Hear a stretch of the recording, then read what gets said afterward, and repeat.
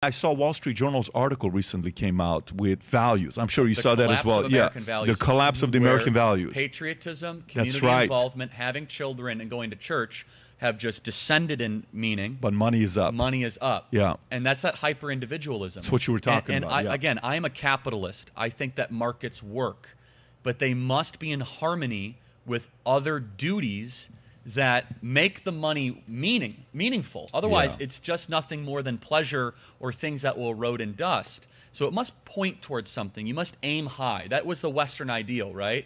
And that's why the Declaration is such a beautiful document. It mentions God 4 times.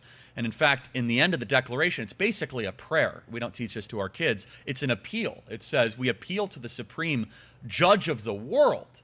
And they're pointing high to something larger than themselves. It's very Platonic, to use a phrase that was earlier, that there's things that we can't quite feel, that cannot be looked at in a, cannot be looked at in a microscope, but we know they're real. We know love, we know justice, we know mercy, we know kindness, we know compassion is real.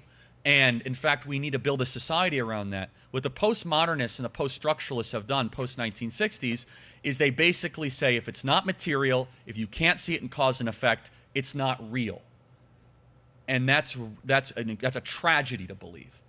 And so, yes, the byproduct of that is, so you have two things happening at once. America pulls back from its values that once defined it. Can you go to the chart? It's if you go a little lower? It's very powerful.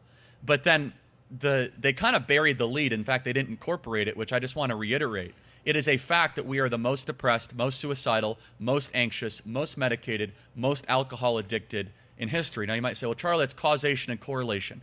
Hard to say that they aren't connected. Hard to say that if patriotism, religion, community involvement, having kids collapses, and all the negative indicators skyrocket, that there isn't some sort of relationship there.